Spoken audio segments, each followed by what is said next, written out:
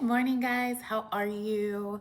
So, I just wanted to give you guys this quick word while my laptop, IT is updating something on my laptop, guys. So, I literally have three computer screens in front of me for work. One of them I have to send back, and they're just doing something on the back end. So, that's going to take like an hour or so for them to like update my system and so forth. So I just wanted to jump on here and give you guys this word from a dream that the Lord gave me this morning. So I'm going to be reading from the notes on my computer screen so that I don't miss anything about the dream. But I want to share this with you guys because God is showing by this dream that He's doing a deep refining on His sons in this hour. Okay, and listen to the whole word before you comment because it's really crazy how so many women feel like men are going through a refiner's fire because they left you or broke up with you or divorced you. That's not why these men are going through a refiner's fire. They're going through the refiner's fire because they left their first love, which is the bridegroom. That's God. It has nothing to do with you. Okay, so I really want you guys to listen to this before commenting, oh, this is for my spouse, this is for my kingdom this, my kingdom that.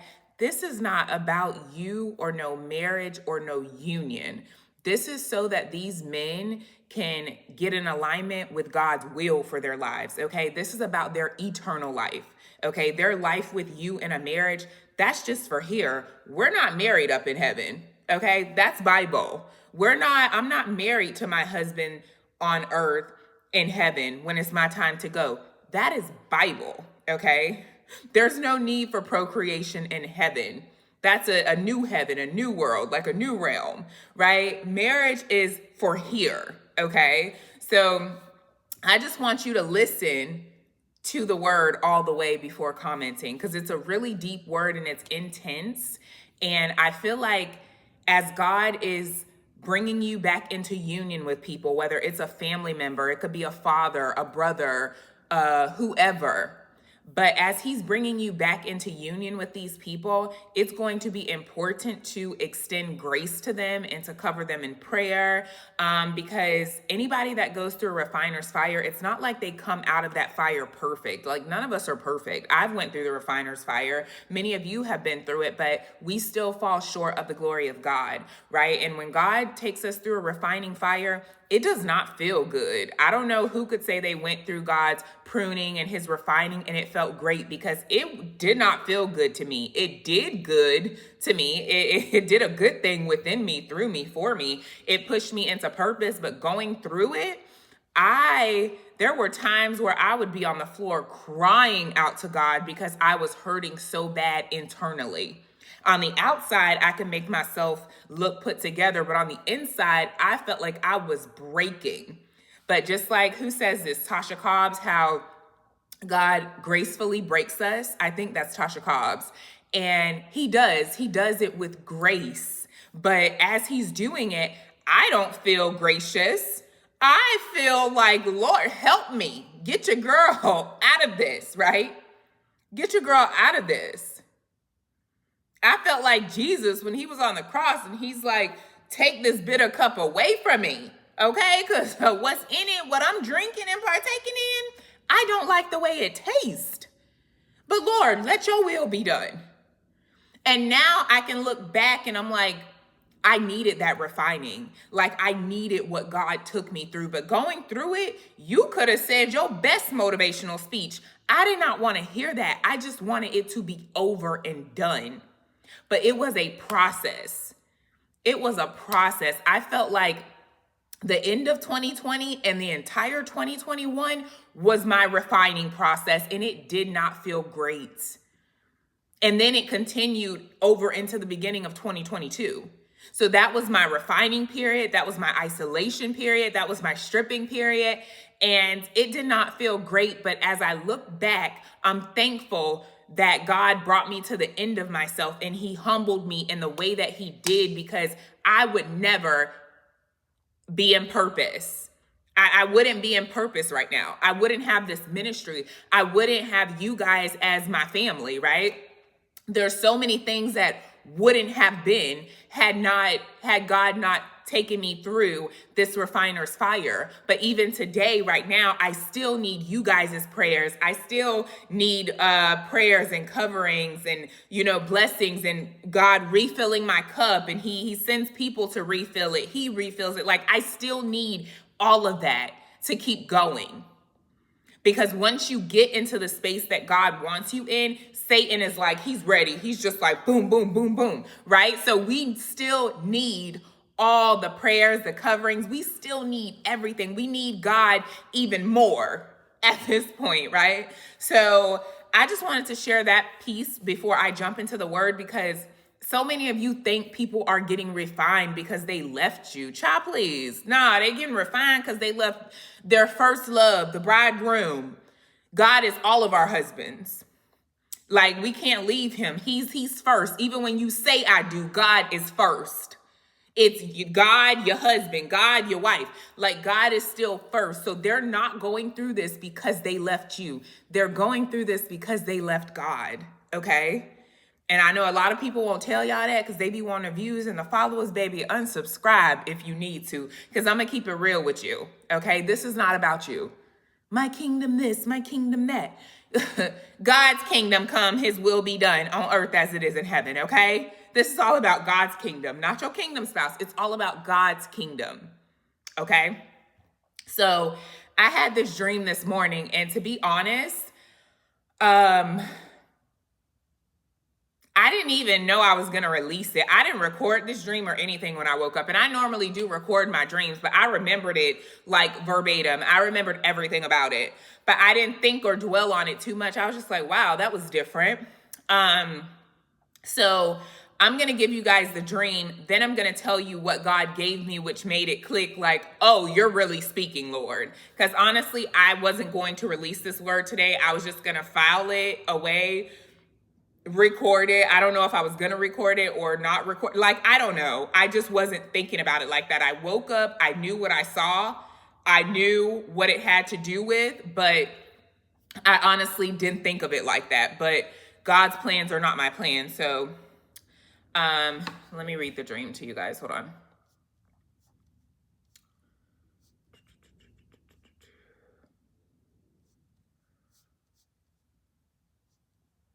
Okay, so I had a dream, and in the dream, I saw a man, and he was really attractive. He looked strong and well built, and he was a black man. And it's like he was talking to me on FaceTime, or I didn't feel like I was in his home. It was like we were on FaceTime talking, and he was just talking to me. And he had become extremely sick, right? He was telling me he was extremely sick. And he told me that he had either died or almost died. Like, that's how bad his sickness had gotten, right? He's like, I died or I almost died. I don't know which one he said, but he was like, he was really sick, right? And he was telling me what it was like. And he said he had been prescribed, like went to the doctor and was prescribed antibiotics. And he's telling me that when he put the antibiotics in his mouth, in which, if you know, antibiotics are given to fight off infection, virus, and so forth. So he was like, when he put the antibiotics in his mouth, he said it felt like fiery coals burning his throat, right? It felt like fiery coals burning his throat. And as he was telling me this, it's like the screen that I was looking at him on began to like go down, so I can see like the full, like his body from his head on down to his waist. And he was very, very muscular and put together. He was very well fit, okay? He was put together, muscular. He looked really good. And his shirt was off, so I can see that he had 6-pack, 12-pack, whatever pack. I can see it because he didn't have on his shirt. And that was the end of the dream. When I woke up, like I said, I didn't record it or anything. I got up, I did my prayers, I had some worship, and I got dressed to go to the gym, because now that I'm working, I go to the gym at 5 in the morning or 5:30-ish, just to get it out of the way for the day. So I knew what I had dreamed, but I wasn't thinking about it. And I go to my email and I get these words of the day sent to me. Don't know how these things are sent to me because I never like signed up to have them sent to me.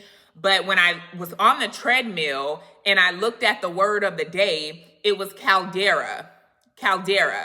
And it says it means a large volcanic crater, especially one formed by a major eruption leading to the collapse of the mouth of a volcano. Okay. And when I read the definition, I said, I hear you, God. I said, you're speaking, because all I can think about is this man in the dream saying he took antibiotics and it felt like fiery coals going down his throat. So when I read the definition of this and it said it's like a volcanic eruption that leads to the collapse of the mouth of the volcano, I felt it in my spirit and I said, I hear you, God. I hear what you're saying. So this is what the Lord is saying by this dream. He's allowing many men, especially those who have lived according to their own ways, their own will, and their own strength, to enter into a place of deep refining and breaking. They have relied on their own power, their own wisdom, and their own solutions, but now God is taking them through something that no earthly remedy can fix, okay? The fact that the antibiotics burned like fiery coals in his throat, that is very significant, guys. Medicine is supposed to heal, but for this man in the dream, it brought pain, right? This represents the refiner's fire. And you can read about the refiner's fire in Malachi 3, verses 2 through 3. These men will try to find solutions. They have tried to find solutions through relationships, money, success, and temporary spiritual fixes, but nothing has worked, okay? Only God can heal them, okay? Only God can heal them. This dream connects to a dream that I had. I shared this with you guys a couple years ago when God gave me a dream of my ex-husband. And in the dream, my ex-husband was saying his ex-wife at that time, he married someone after me and he got divorced. But he was telling me in the dream, she had cooked food for them. And he said he got food poison, that both of them got sick. So I'm sitting at this doctor's office with him in the dream, and he's like sick and in pain. And I remember him signing the clipboard, like the sign in chart, and he thought he was going to be seen real quick, right? And the lady told him, she's like, you have to wait to be seen. And I looked at the list and it was pages and pages and pages of names. And my ex-husband's name was the last name on that list to be seen. And I remember saying in the dream, he's going to be waiting for a while. He's going to be waiting for a long time. And when I woke up from that dream, I remember God saying, he's going to come to the end of himself. He's going to have such a sickness in his spirit, in his body. He's going to seek me for relief. And God was telling me, I'm going to put him in a waiting room to where he's going to have to wait to be called to see me. And it's similar to when you're super sick and you're wanting to see the doctor at a hospital or a doctor's office. And there's so many people, you have to wait. And in that waiting room, you are bent over. You don't feel good. You're just hoping that this doctor calls you back, because you know once the doctor calls you back, they can hook you to the IV, they can give you medication, you're going to get relief, right? The Lord was telling me, I'm going to call him back when I'm ready to call him back. But until I call him, he's going to be in a waiting room. And that in that waiting room, he's going to come to the end of himself, because in that place, he's going to feel the pain and the sweating and the hurting until I call him back to give him some relief from what he's going through, right? And that was what God told me a couple years ago. I shared that with you guys, and I'll try to link it below. But God was saying he's putting a lot of prodigals in the waiting room, but they're going to be so sick that it's going to be excruciating for them, right? But he's not doing it to hurt them. It's for them to come to the end of themselves, right? So as I'm studying this dream, that dream popped back in my spirit, and this goes together. This is a now word. This is what he's doing in this very hour. Okay. He's saying they're going to be in a waiting room, desperate for relief, but unable to be seen until God is ready to call them back, until he's ready to call them forward. Okay. The waiting room is where many men are right now. They're in deep pain. They're searching. They're desperate. They're wanting relief, but unable to move forward until God himself calls them. God isn't ignoring them. He's making them wait because the breaking must be complete. If he were to relieve them too soon, the process would be incomplete. The waiting is about breaking their self-reliance and pride so that when they finally do surrender, it's for real.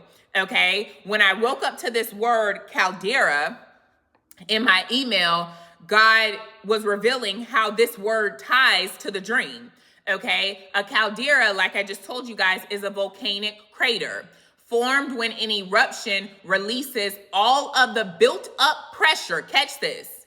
It's formed when an eruption releases all of the built up pressure and the ground collapses in on itself. Okay, this is what's happening in the spirit and in the natural. Okay, many men who have held in their emotions, they've held in their struggles, they've held in their pain and tried to handle all of this stuff on their own, right? They are reaching the point of eruption. Everything they've tried to suppress is being forced to the surface. And when all of that is forced to the surface, there's an explosion. Okay, there's an explosion. And only God can heal them from the aftermath of this explosion. Okay? After a caldera forms over time, it becomes a lake, a place of renewal, refreshing, and new life. Okay, so after a caldera, after this volcanic eruption or explosion, there's a lake that begins to form. This place after this volcanic eruption begins to be something that's fertile.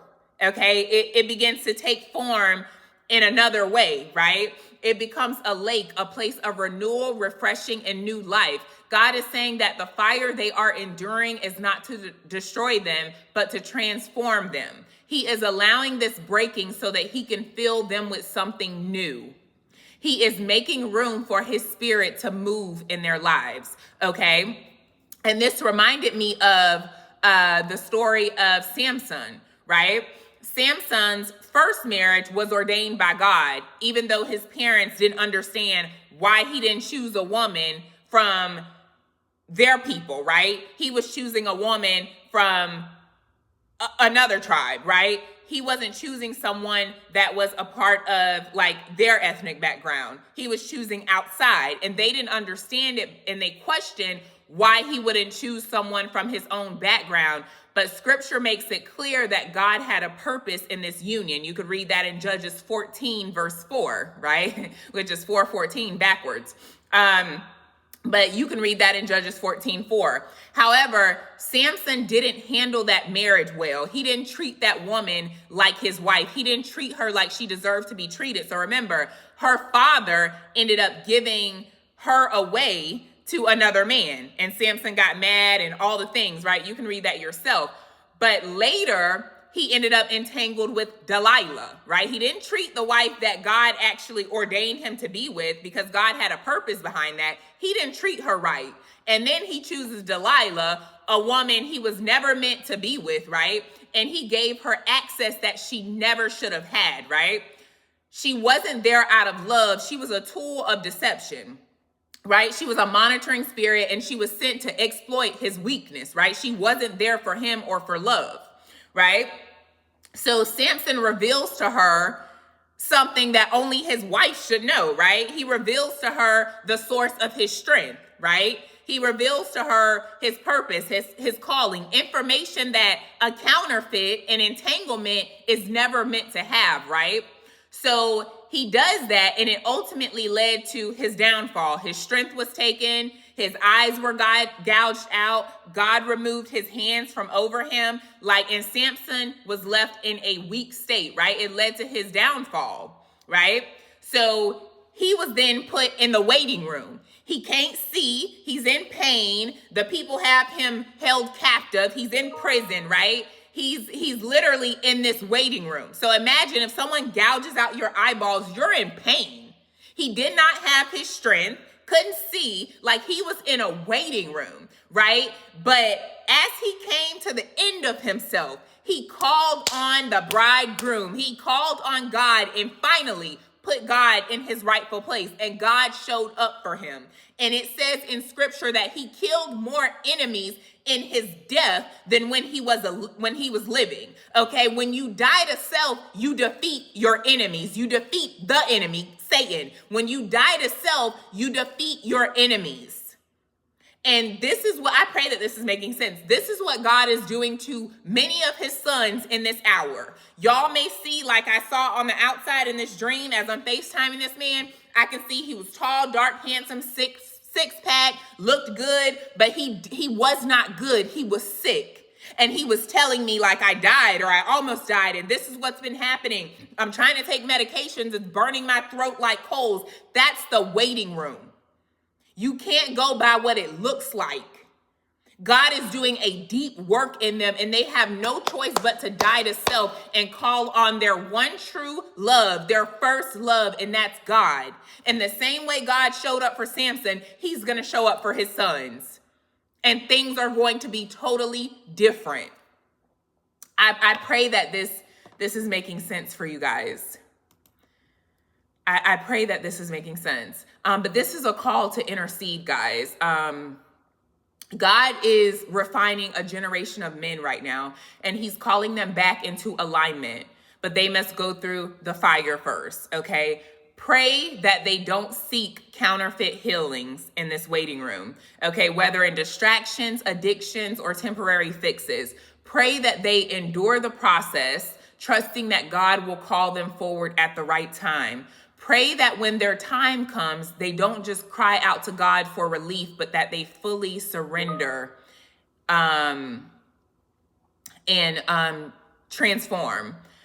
This is the hour of God's refining fire. After the fire comes the lake, right? Just like that volcanic eruption leads to a pretty lake afterwards, right? After the breaking comes restoration. After the waiting comes the calling. God is doing something mightily right now. Stand in prayer for these men. Okay, so I hope this blesses who it's for. I love you guys, and I hope you have a great day. Bye, guys.